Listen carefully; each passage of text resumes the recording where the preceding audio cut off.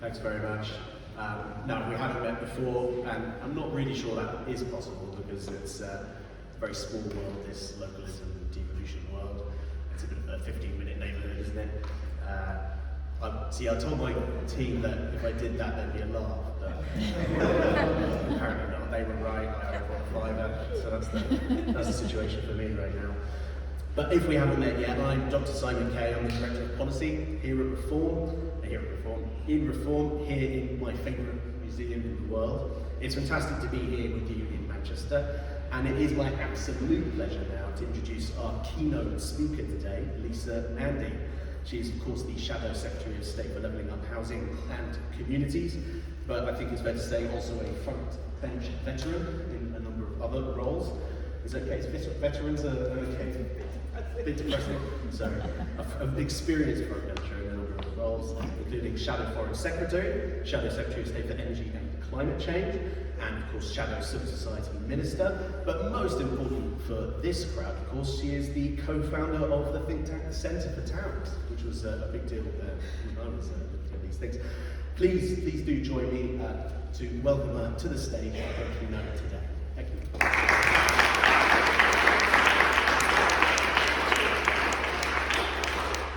Thank you so much. That was basically a list of all the front bench roles that I've been sacked or demoted from over the last 13 years. But there is a thread that runs through a lot of them. Some of you will know me as the MP for Wigan.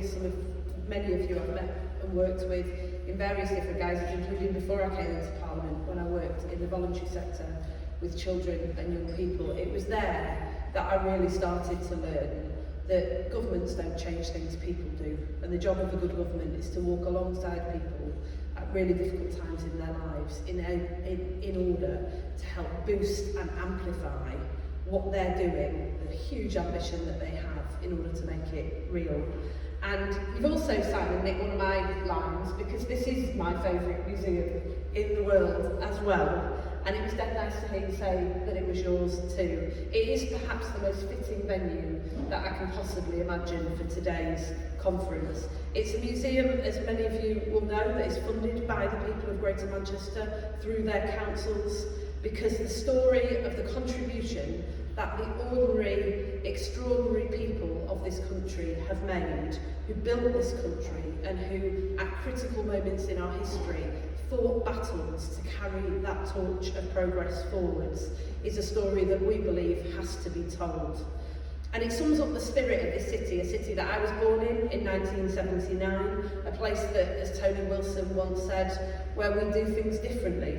It's home to the Free Trade Hall, built to commemorate the long and successful fight to repeal the Corn Laws, where the Battle of Peterloo was fought, a pivotal moment in the fight for free and fair representation, where the mills and factories of the Industrial Revolution inspired Engels to write The Condition of the Working Class in England. And if any of you hail from Salford, yes, he did write it in Salford, which is a different city, but it's just down the road. If you take a walk down the road, you won't be able to miss the first free library in Britain. And this is no small thing. It's a towering monument at the centre of this great city that stands as a tribute to the belief that all of us have something to contribute to the future of our country. There's history in the air in Manchester, there always has been, and it reminds us, as the strapline of this incredible museum says, that there have always been ideas worth fighting for. And at a time when so much is broken, where it feels like nothing is working, where the contribution of most people in most parts of Britain has been written off and written out of the national story, those ideas matter more now than ever. It's left us with an economy that we work hard for, but just doesn't work for most of us, where the gains go increasingly to a small few, where we can't grow our economy sufficiently to underpin the public services that we need, because for too long in this country we've tried to power a major economy using only a handful of people in a handful of sectors in a few corners of the country. Britain is almost unique in trying to do this, and we can't go on like this. Because the result is that in so many towns across Britain over recent decades, good jobs have been replaced with low-paid, insecure work. and young people have been forced to get out to get on, taking with them the spending power that sustains our high streets and our pubs, our post offices, banks and buses that connect us to one another. It's left older people growing old alone, hundreds of miles away from their children and grandchildren. And in the major cities where they moved to, I was one of those kids once. I left Bury, where I spent my teenage years, to go and find higher wages and better opportunities in London. Like so many others, a million others, every single year moving to that incredible city, and I found them. I found those opportunities and I found those wages. But what I also found as well was the crippling high housing costs that are holding back an entire generation. So that income in London, earned income, is higher than in any other part of the country, but where disposable income is lower than most parts of the country. In those major cities, we have a housing crisis, an air pollution crisis, an inequality crisis, the sorts of things that amazing leaders like Bev are grappling with every single day by writing off so many of us in so much of the country. Even the winners are losing. And what's worse is that after the last decade, there is little resilience in most family finances to help weather the storm. The anchor that people fall back on, whether it's home ownership, which is at one of its lowest levels in a generation, or whether it's the record levels of debt that are now held in many families. And when those families turn to the community, there's little resilience left there either. Public services have been stripped back and hollowed out, community assets and institutions flogged off, the building societies, credit unions and social clubs that 10 years ago were there for most of us to turn to, the institutions that the Conservative MP Jessie Norman once said helped to shape and define us as we helped to shape and define them, in too many parts of the country, gone or diminished. This isn't just a disaster for individuals and communities, it's at the root of our entire national malaise. You can't power a major economy using only a few people in a few sectors in a few parts of the country, and you can't build a cohesive country when so many people don't have the right to contribute to or share in its success. It's created this powerful sense in many parts of the country, including mine, a town that voted in very large numbers to leave in the referendum, that we've lost control. We've lost control of our lives and our communities and our civic inheritance. That we've written off the talent and the potential of most people in most places, and that it's time to do things differently. That's what these big cries of revolt have been, these political earthquakes that we've seen over the last decades. It's been a cry for change, to do things differently. And for too long, our plan for most of the country has amounted to just one word: redistribution. But I believe, Keir believes, that it's time that we start respecting the contribution that people have to make again. And that's what the theme, the mission and the purpose of the next Labour government will be: to put power back into people's hands, to take charge of our own destiny, to rebuild this country the only way we can, from the ground up. Now, there have been many attempts to do this over the last 100 years, and over the last 18 months since I was asked to take on this mission for Labour, I've been talking to many of those people to understand why, despite varying degrees of success, all these attempts have ultimately failed.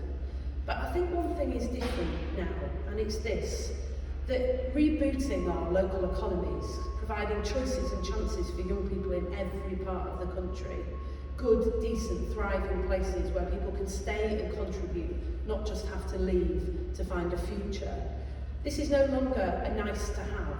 It's no longer something that's good locally or regionally. This is the only route out of our national crisis, and I think there is beginning to be the glimmer of recognition in the Westminster system across the political divide that that is the truth, it is the only truth, and it's a truth that we have to act on. It requires the government to play its part.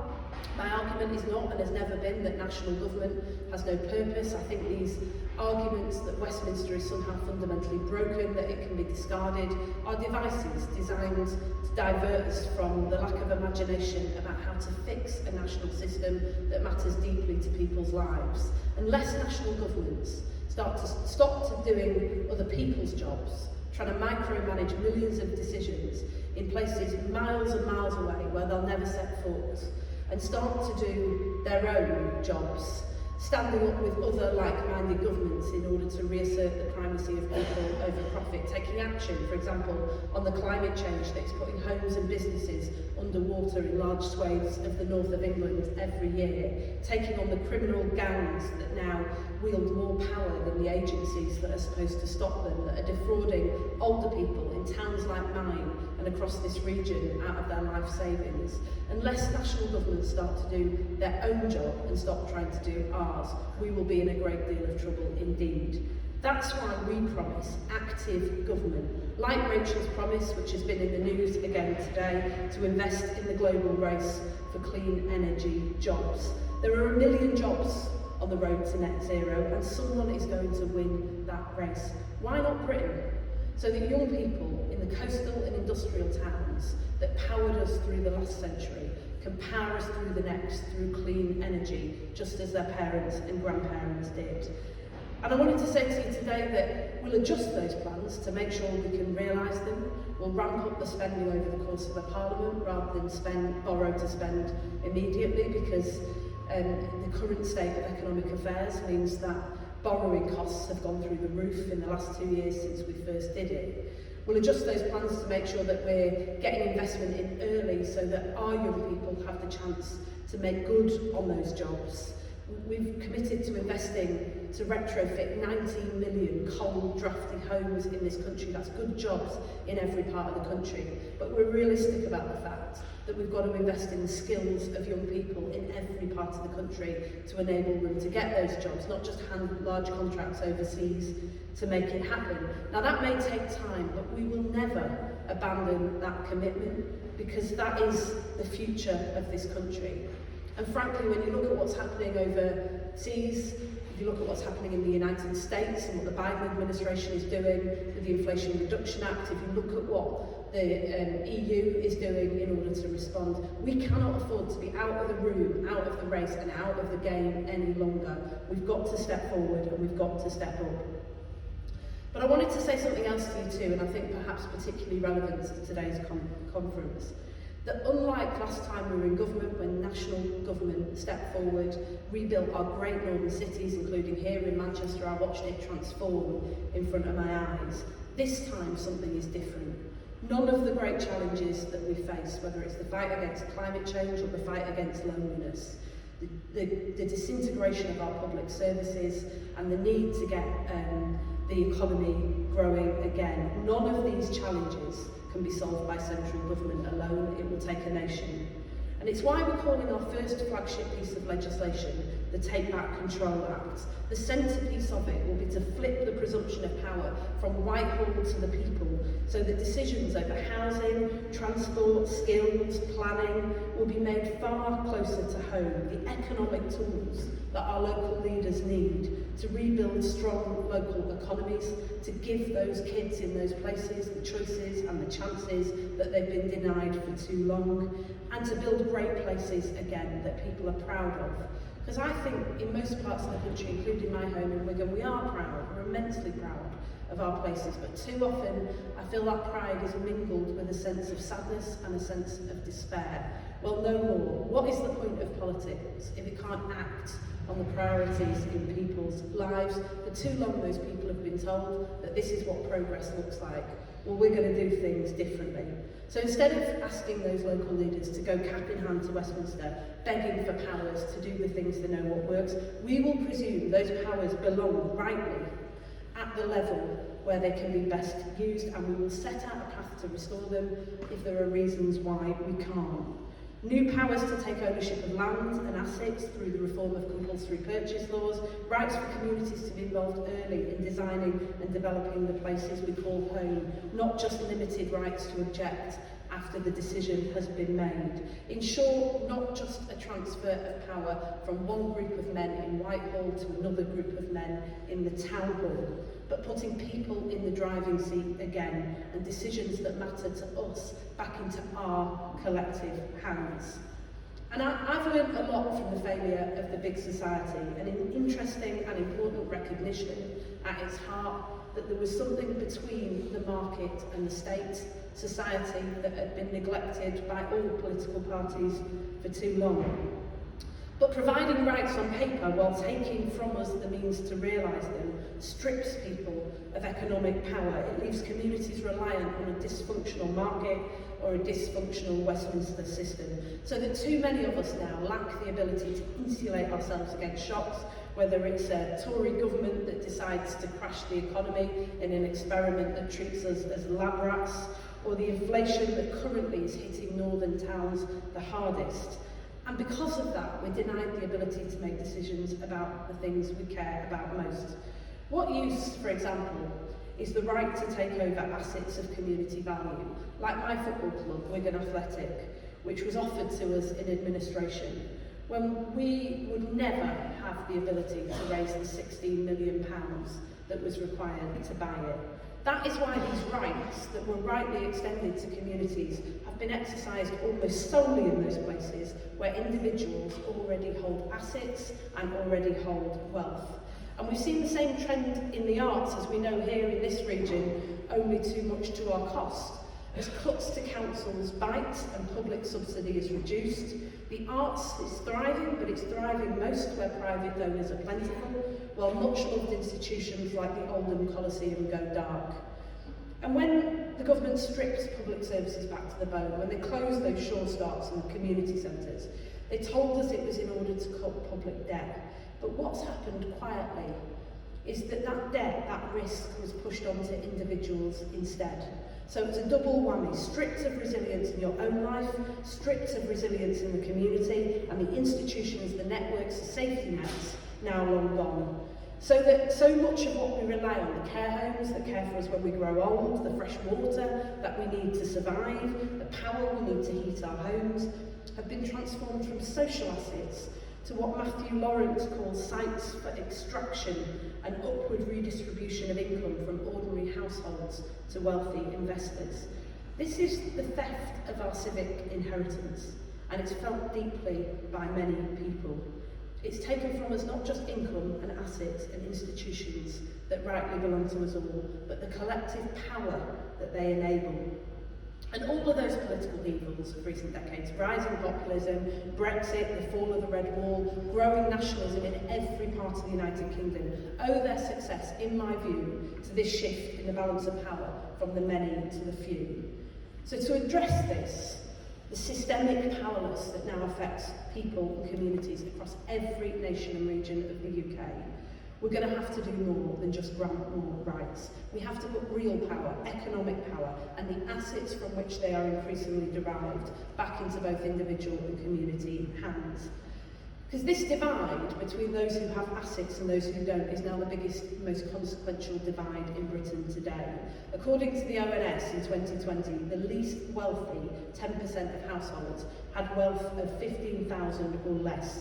In this group, at least half only held wealth in physical assets, and almost half held more financial debt than they did financial assets. We saw it, didn't we, during the pandemic and the financial crash, that the consequences for those of us without can be appalling. Because when you have access to assets, you have power, and more of us are powerless. That's why I've been really baffled by the argument made by some people on the left of politics, including in my own party, that we shouldn't be focusing on extending the dream of home ownership to those who are currently shut out, at a time when home ownership is at its lowest level for a generation, and by the argument that says that building social housing and home ownership are somehow a zero-sum game. Because if you want people to have resilience in their lives, you don't choose one or the other, you have to choose both. Access to the assets that sustain you and your family and help you weather hard times, like your own home, or the savings funds set up by the last Labour government to give young people, whatever their background, a start at 18. And you need common assets like council housing, which provides a secure home for life, handed back to be used for next generations, an idea in and of itself worth fighting for. Or the credit unions, the building societies that sustained and supported us over a century. That's why we're determined that community assets are going to return again to the community. We've set up a Community Wealth Commission chaired by Mark Gregory, the former chief economist at Ernst & Young, which will report back this summer on community ownership. We believe communities shouldn't just have rights on paper to take their football clubs, their historic buildings, the mills and steelworks and factories, the land and live music venues that are part of our social fabric and civic inheritance, but they should have the means to do that too. So we'll build on the community ownership fund that helps them to create an ongoing source of revenue, a community wealth fund to be used for the common good in our communities. We'll bring in a powerful new community right to buy, first refusal on assets of community value and long-term vacant high street property too, and the right to buy them without competition. They'll have longer to raise the money, 12 months rather than 6, and we're following in the footsteps of the last Labour government in Scotland, which ensured land could be taken back into community hands to be used for the good of all people, not just some. Mark is looking at the brilliant work of the organisations who've done this, like a group called Back on the Map that I met in Hendon in Sunderland, who've bought up housing stock, rebuilt their town, driven out the slum landlords who were bringing them down, and started to give opportunities to young people in the town as a result of the ongoing revenue they've raised. And in the land reforms in Scotland that enabled a revolution in common ownerships, and the plans in Grimsby led by the owner of the local football club who's used it as an anchor institution, and one of the most brilliant organisations I've ever come across in my life, the East Marsh United Group, who work on the most deprived estate in Britain bar none, but have never accepted that that should limit their ambition. They're working together across Grimsby to create an endowment fund that can be handed through generations to be used for the benefit of people in Grimsby for decades and decades to come. So that we can restore and rebuild those intermediary institutions that Keynes believed had a critical role, that belong to neither state nor to market but belong to us all. These are the things that democratise the economic realm and start to deal with the intractable problems that I've just outlined. These are the institutions that we've lost over the last 13 years, sold off, flogged off, or allowed to collapse. Like Northern Rock, an institution built by the people of the North East for the people of the North East. It partnered the people of its region through tough times and good for 150 years, weathering 4 major recessions and emerging stronger from each. It enabled the people of the North East to own their own homes. It supported a thriving civil society, and it stood with them, suspending mortgage payments during the miners' strike.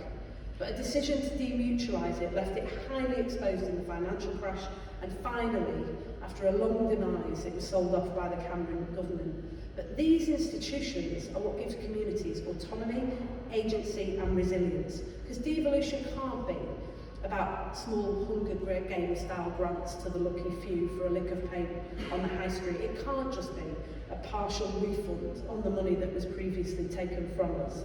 It has to go deeper. That's why we say we'll push power not just out of Westminster to local leaders, as important as they are, but beyond to communities and local people. But for power to flow downwards, accountability must too. And as far back as 2015, I was asking Nick Clegg, as the government announced the Greater Manchester devolution models here, to remember the people, because in too many of these arrangements, democracy has been an afterthought. And there is a lot that we've learned here in Greater Manchester from what we got right, but there's a lot that we learned too about from what we got wrong. And cutting people out of the conversation, not even involving them in decisions about their own governance arrangements, that just simply will not do in a democracy. Now, it's right and welcome that there's now cross-party consensus on the need for greater devolution, but without the right to know what decisions are being taken on our behalf, and to hold those who do so on our behalf to account, not only can devolution never command the legitimacy that it needs, but neither can representative democracy. Representative democracy is a precious thing, but it's also an awesome responsibility. And in recent years, when so many of people have looked at the Westminster system and found themselves not represented anywhere in that system, we have to change or die. Still now, I believe that there are too many people in Westminster who don't understand how close our liberal democratic system came to collapse in recent years. There are still those on left and right who, as the academic Harry Pitts puts it, luxuriate in the flames licking at the side of liberal democracy, and to restore it, to revitalise it, to regenerate it, The power must return to the people where it rightly belongs. Local leaders are currently accountable to junior ministers and civil servants in London, begging for permission and resources to do what they know will work for their own communities. But so often that same level of accountability to the people where it belongs just simply doesn't exist. That's a testament to leaders here in Manchester, like Andy Burnham and Tracy Brabin over the Pennines, that they have brought people back into the conversation. But this should be our right, not just their gift.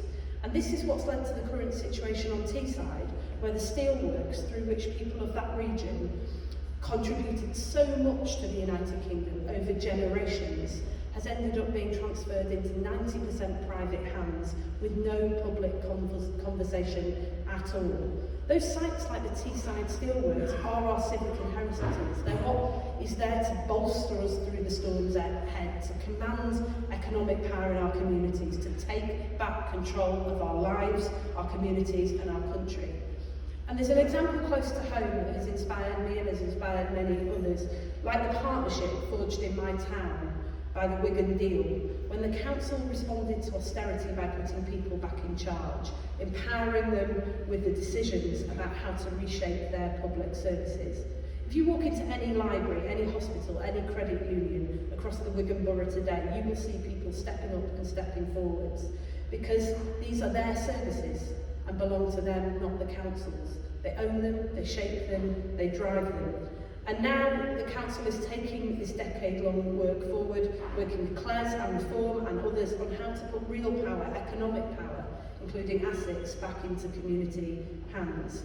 They know, like I do, that this is a basic question of respect, but it's also the route to smarter decisions and better outcomes. The great lesson from 13 years of Labour government is that the Shore Start that was conceived, designed and funded from Whitehall closes overnight with a change of government, while the Community Energy Co-op that's co-designed and run and owned by hundreds of local people survives and will continue to survive. Because people who've got a stake in the outcome and skin in the game will always work harder, will always think more creatively, will always do more, and will seek to build things that last because they can do no other. And it is, I think, at moments like this, when things seem so bleak and so hopeless, when everything feels broken and nothing is working, I think it's precisely at moments like this that change becomes not just possible, but inevitable. Because if, like the people whose lives and struggles are documented in this incredible museum, we can lift our eyes from what is to what can be, if we can summon up the same level of ambition and determination that they did, not just to tweak a broken status quo, but to fundamentally reimagine a state, an economy and a country that works for everyone, we could build the country that we've believed in all of our lives but never quite yet seen. But we'll do it the only way that works, which is together. Thank you very much.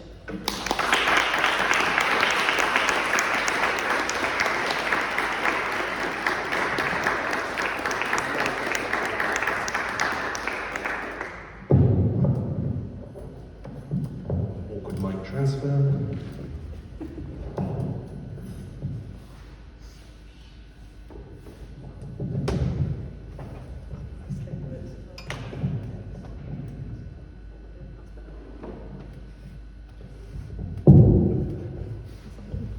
Thanks so much, Lisa.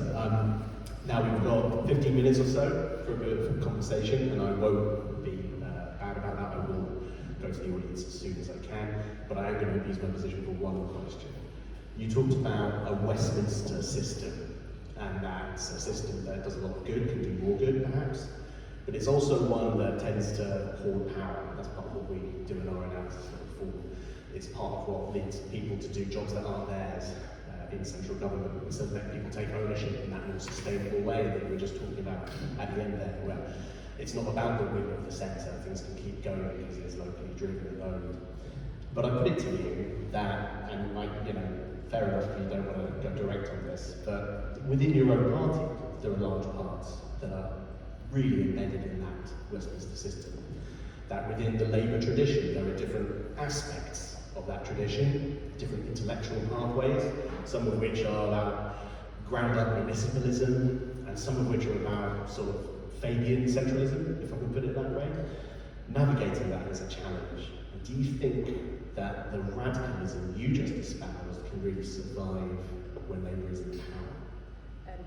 So that is a good and fair challenge, and it's one that I'm acutely aware of. I've watched with interest as Michael Gove, who I think is genuinely sincere about trying to move power out of Westminster and Whitehall, has been thwarted by his own party at every turn. I think the dynamic has been, for a long time, that the Conservatives have been very, very focused on markets, and Labour has been very, very focused on states.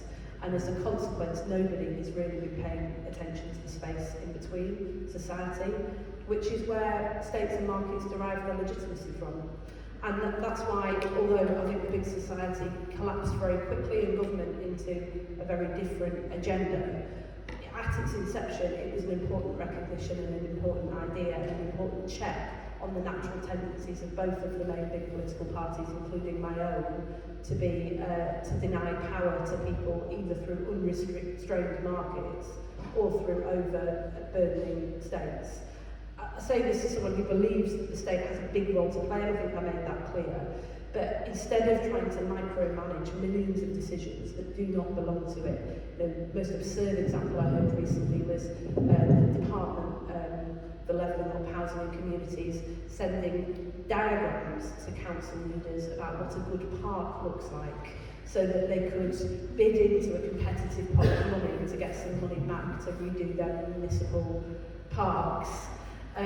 Instead of trying to do that, it ought to do its real job, which actually I was trying to encapsulate in some of those examples, is to tilt power back to people, to level the playing field so that they can get on with building the things that works. Too often, what ends up happening is that those people who come in for the short term and they extract and they find the system pulling in behind them, while the people who are trying to build feel the system rubbing up against them. So one example of that is there's a system of housing in this country called shared exempt accommodation, which is basically, understandably, a government recognition that some people have additional needs, that landlords should be able to claim inflated rates of housing benefit in order to house them. The problem with that system is there's no support that has to be provided, there's nobody who checks.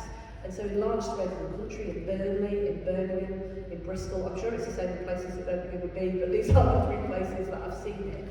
Those private landlords who've cottoned onto this system have bought up large swathes of the housing stock on quiet residential streets, they've turned them into HMOs, they provide appalling conditions for vulnerable people who live in them with no support.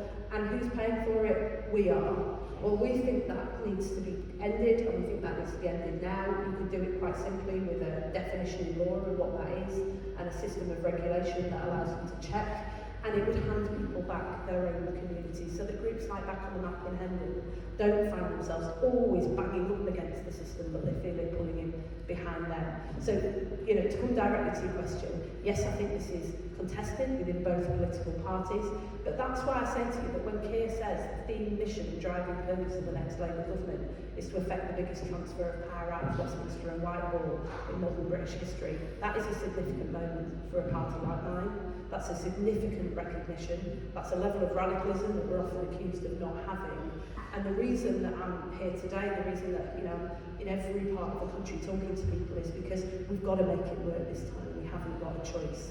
That's why I dwell so much on accountability, because I think all oppositions talk a good game about devolution, but what tends to happen is you get into power, something happens, like a child dies somewhere, and what happens? You're the minister who's dragged onto the Today programme and asked to account for what's happened. Well, you can't say, well, we wanted to try out new ways of doing things, we thought we'd let 1,000 flowers bloom. I use the example of a child dying because that's exactly what happened with the tragic death of baby Peter, all those years ago, when Ed Balls had been doing very pioneering work as Children's Secretary, trying to give more powers to communities to be able to shape their own children's services. And the minute that happened, everything pulled back to the centre. So unless you build in the accountability and transparency at the level at which power resides, that is going to happen again and again and again. And that's why I make no apology for banging on about the boring stuff about how you hold your leaders to account. That's very well said, very helpful. Okay, let's go to some questions. There are hands up already. We are short on time, so can I please encourage people to be direct, to the point, polite, but to the point. We've got some roving mics moving around here. Yeah, gentleman here in a blazer in the middle of the aisle. There we go. Oh, here comes the microphone. I've already had a question before, so thank you. Fantastic speech, Lisa. I'm very fired up about that. I just wanted to make a distinction and understand what Labour's position was on. So, Conservative Party are offering really through the sort of combined authority model. They want to devolve down to non-trainers. That's their kind of preferred model. We're not really very clear about what Labour's model for devolution looks like, although we see from the Brown Commission that there is an expectation that whoever, and I paraphrase, but whoever wants it can ask for it, and as long as there's a coherent narrative as to why, you will get it. Can you confirm or just lay out a bit of a landscape as to what devolution practically looks like? Thank you. Thank you. Let's take one more. Yeah, gentlemen, in the, there we go.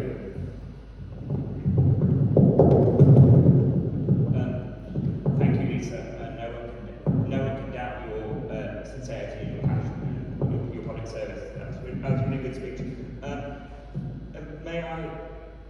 I was the youngest person to set up and found a care company, so I guess that's where these questions come from. But the Ministry for Civil Society sits within DCMS, and they're a great team, but civil society is all of us. And the Minister and Social Care sits within the Department of Health and Social Care. When in my eyes and in my experience, as you've highlighted, with the use of exempt housing benefit and the attitude that goes on, it's actually not a clinical issue, it has more to do with DLUP. Is there a plan or conversations going on about how we could perhaps shift civil society and social care more towards DLUP, but I believe it should be? Yeah, so we've got a question on Labour's model for devolution going forward, and one about what it looks like to reapportion responsibilities within Whitehall, whether DLUP might get that over for some things we're hearing about. Thanks. First of all, in terms of what it practically looks like, one of the things I'm not at all keen to do is to start trying to build new institutions from scratch, from the centre.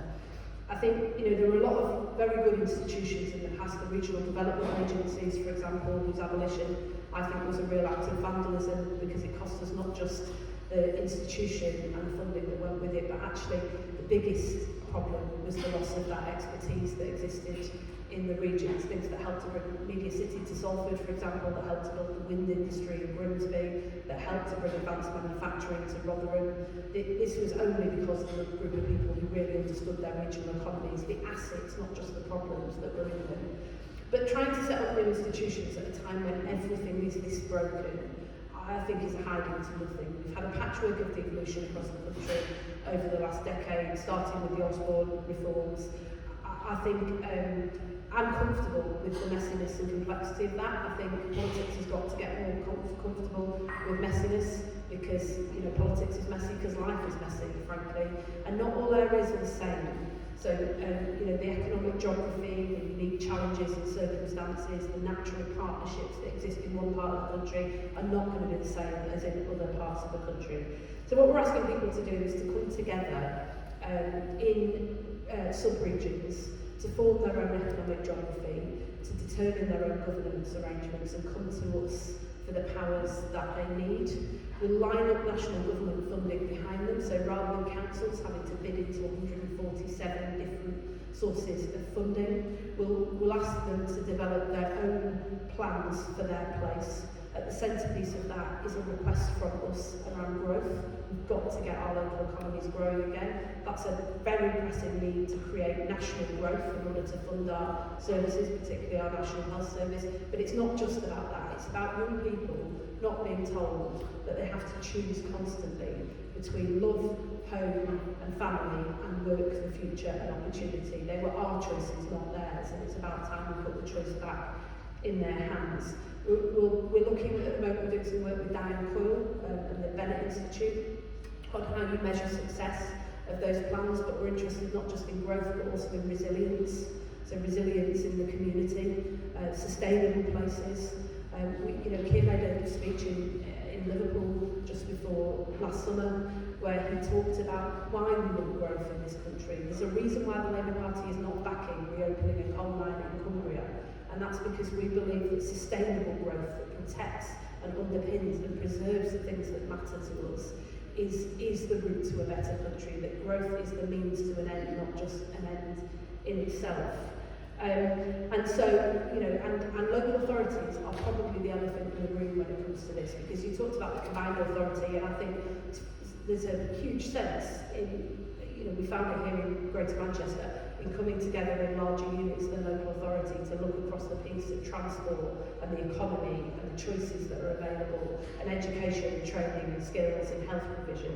But the combined authorities, the mayoral combined authorities are local authorities. The power is still vested in the local authorities. It's the local authorities who make the decisions, and it's the local authorities who have to deliver. And over the last 13 years, their capacity has been completely hollowed out. So there's a job of work for us to do as a national government on how to rebuild that capacity, including longer-term funding settlements with more flex in the budget, creating a new generation of planners, supporting local leaders to do more. And we've, I make no apology for saying to council leaders, my council chief executive here in this room, and I know she would support it, is that it's been a really, really hard decade, but we're going to be asking more from our leaders and our chief executives across local government, because we want people to become visionaries for their places, place builders, not just managing problems and decline, which they've done with great creativity and ingenuity, but inspired by some of the best council leaders in the country, putting power back into their hands in order that they can build the communities that we deserve. And just this point about ministerial responsibility being scattered across government, I would love to build an empire in D-Look and take all responsibilities, housing, the green economy, business, all of these things have a huge impact on levelling up. But one of the things I said to Keir when he offered me the job was, this is not a job for one department, this is a whole government, whole systems approach. D-Look, I think, needs to reconceive itself as the Department of Devolution, Place and Local Delivery, just as the Cabinet Office is responsible for national delivery. D-Look needs to become a partner agency to those people out in the country who will be tasked with rebuilding our country. But every government department is going to have to play its part. And the first thing Michael Heseltine said to me when he came in to have a chat about how you do it and why it didn't work previously was that Keir has to lead it. Keir has to lead it, Rachel has to lead it, I have to lead it, we all have to lead it. So when you hear Jonathan Ashworth talking about devolving employment support to local areas, when you hear Rachel talking about giving spending decisions over our Green Prosperity Plan to thousands of local businesses, millions of local people and hundreds of local councils across the country, that's because we know that this has to be a partnership. It can't be done by the central government alone, it's going to take a nation. Thank you very much. I would have loved to have been a fly on the wall for that Heseltine Nandy meetup. That might have been an interesting one to hear about. Yeah, sure. We are already out of time. I'm sorry, everyone. There's so many burning questions here. We have a packed agenda for the second half of the day after lunch. But first of all, let's thank Lisa Nandy so much for joining us.